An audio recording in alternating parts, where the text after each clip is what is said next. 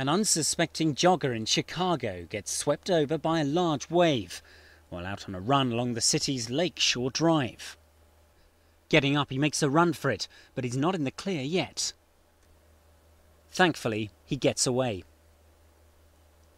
But as this footage shows, he's not the only one who gets caught out.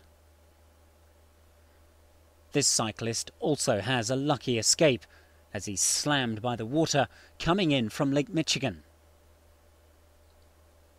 Others pedal for their lives. Weather forecasters have blamed strong winds and high water levels, saying some waves reached up to 20 feet.